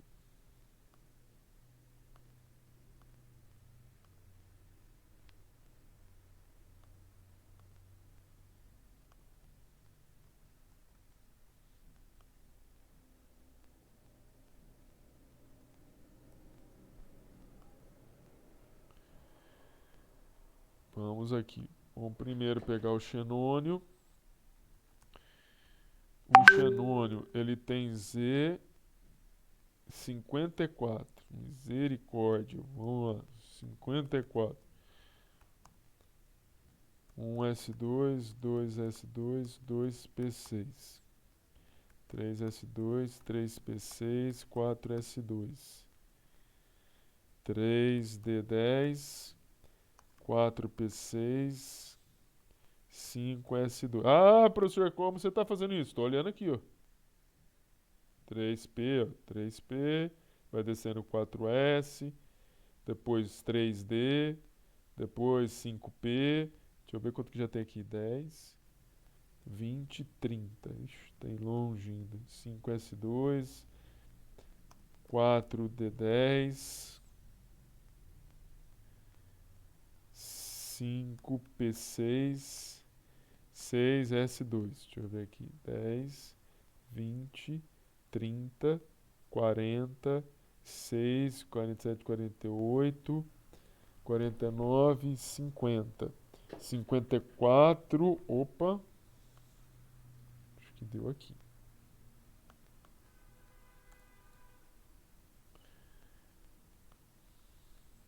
Só um momento.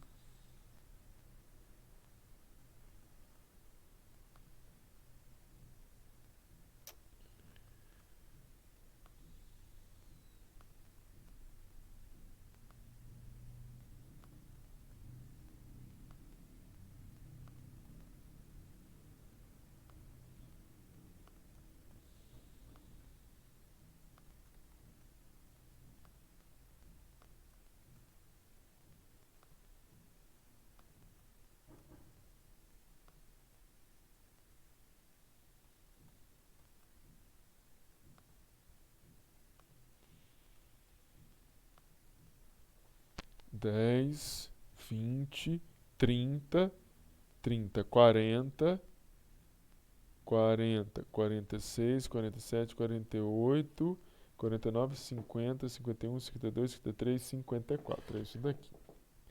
E agora vamos pegar o argônio. Argônio 18.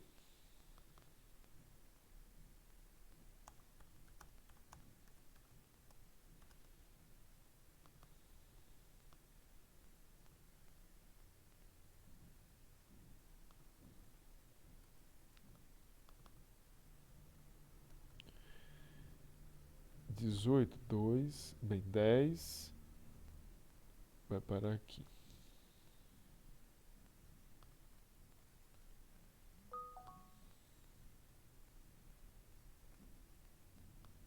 Vocês estão me ouvindo aí? Sim. Beleza.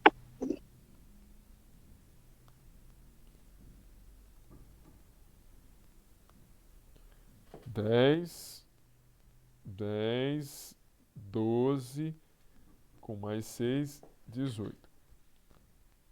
Primeira coisa, vamos ver onde que está a camada de valência. A camada de valência aqui no xenônio está no orbital ou na camada 5. Aqui no argônio está na camada 3.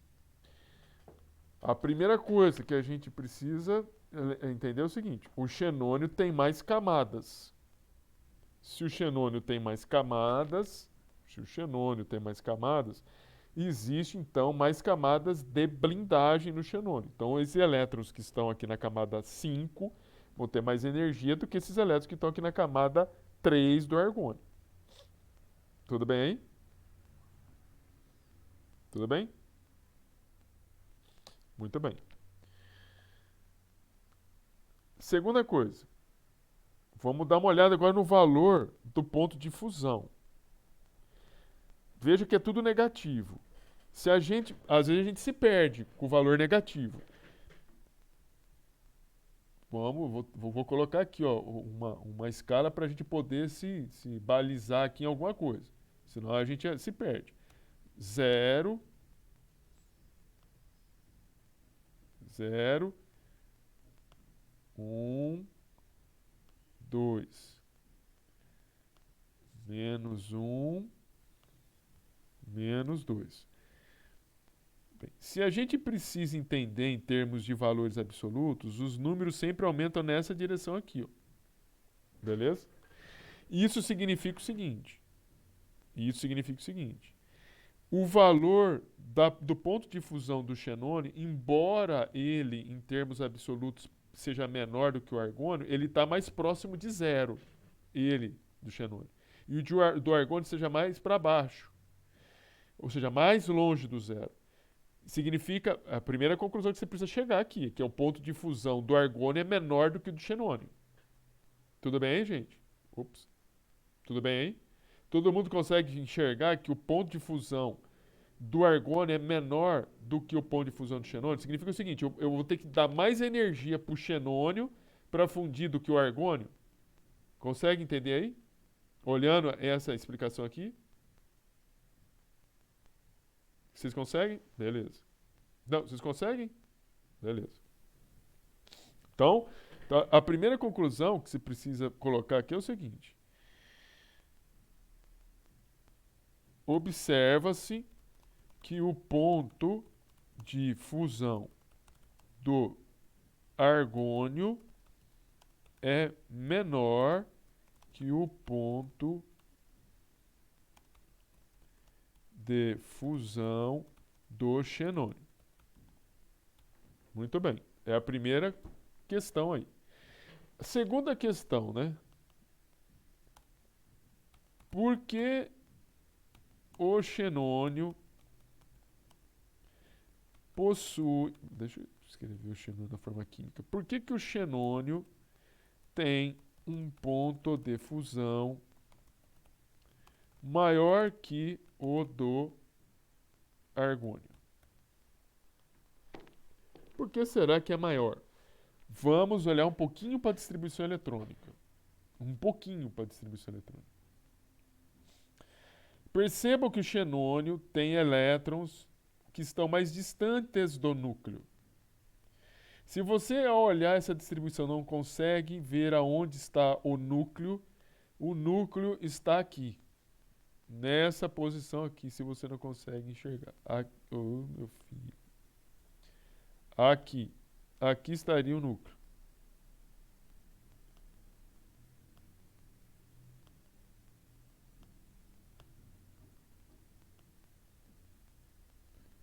Um momentinho.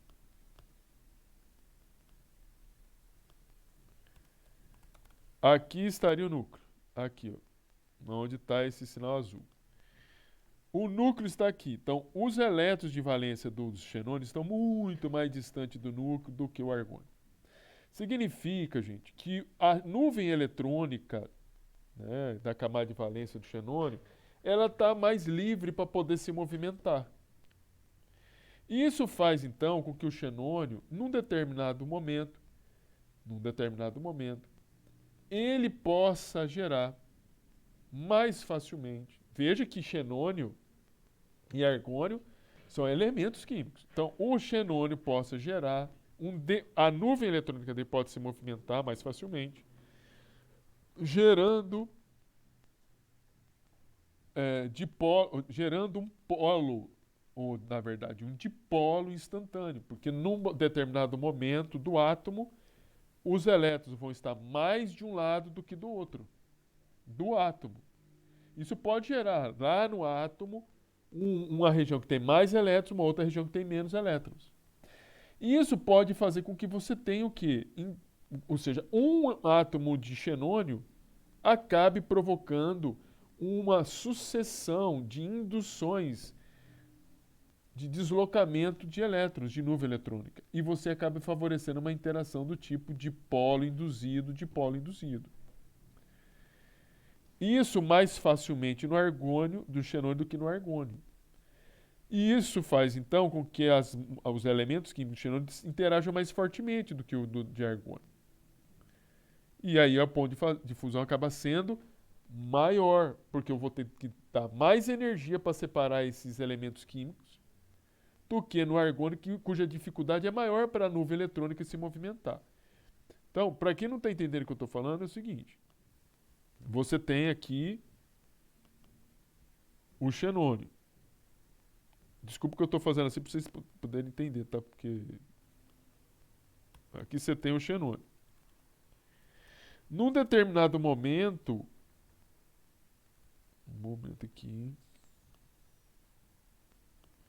Num determinado momento, os elétrons da nuvem eletrônica do xenônio vão estar mais concentrados de um lado do que outro por causa da movimentação desses elétrons. Então, quando isso acontecer, eu vou ter aqui a formação de um dipolo negativo no elemento químico, enquanto na região que tem menos elétrons, um dipolo positivo. Isso acaba fazendo com que esse elemento que você gerou, eu vou falar que isso aqui é um dipolo instantâneo, e é instantâneo por causa da movimentação dos elétrons da nuvem eletrônica, ele vai provocar uma indução em outros átomos de xenônio, fazendo com que o xenônio vizinho, fazendo com que os elétrons da nuvem eletrônica do xenônio por meio de repulsão eletrostática, expulse os elétrons aqui dessa região e jogue ele para o outro lado. E aí aqui vai ficar em deficiência de elétrons. E aqui eu vou ficar com uma região do xenônio com mais elétrons. E aqui você teria então um dipolo induzido. E isso se repetiria. Esse dipolo induzido vai induzir outra molécula de xenônio, outro átomo de xenônio. Isso acontece mais facilmente do que no argônio. Então vamos escrever isso aqui.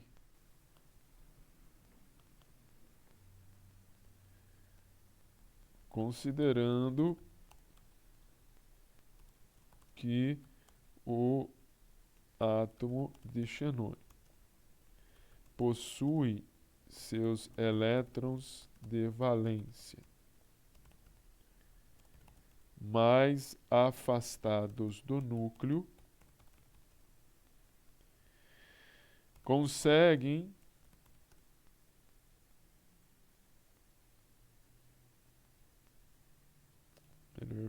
favorece, considerando que o átomo de seus elétrons possuem, portanto, maior facilidade de movimentação na nuvem eletrônica.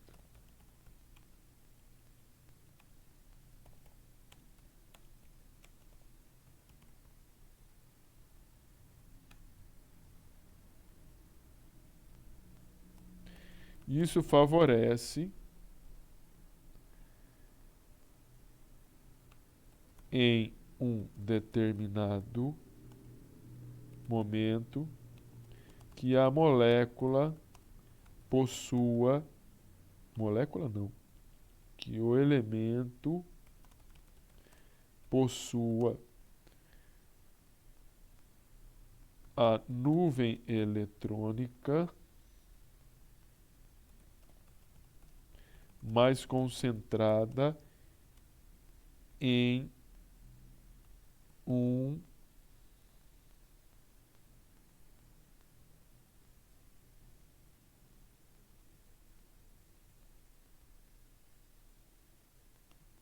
um lado do átomo, gerando um dipolo instantâneo que favorecerá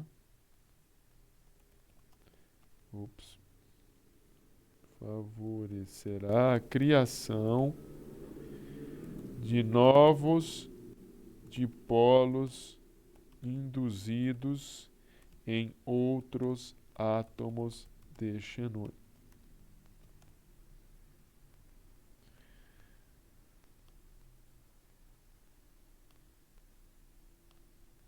Como esta situação é mais difícil no átomo de argônio,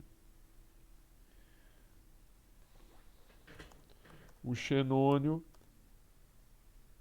acaba por exigir mais energia para separar seus átomos em um processo de fusão.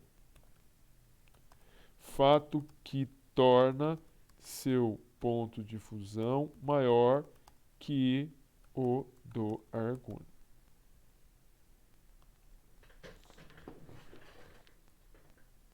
Tudo bem? Compreendido? Professor, volta lá de novo, fazendo por favor. Sim. Você escreveu ali errado. Considerando que o átomo de xenônio possui seus elétrons de valência mais ali afastados. O xenônio acaba por exigir. Aonde? Lá na parte de cima? Depois do ponto de interrogação. Peraí. Observe-se que o ponto de fusão do argônio é menor que o ponto de fusão do xenônio. Por que o xenônio tem um ponto de fusão maior que o do argônio? Considerando que o átomo de xenônio possui seus elétrons de valência mais afastados do núcleo, seus elétrons possuem, portanto, maior facilidade de movimentação na nuvem eletrônica. Isso favorece em um determinado momento que o elemento possua a nuvem eletrônica mais concentrada em um lado do átomo, gerando um dipolo instantâneo que favorecerá a criação de novos dipolos induzidos em outros átomos de xenônio. Como essa situação é mais difícil no átomo de argônio, o xenônio acaba por exigir mais energia para separar seus átomos em um processo de fusão, fato que o torna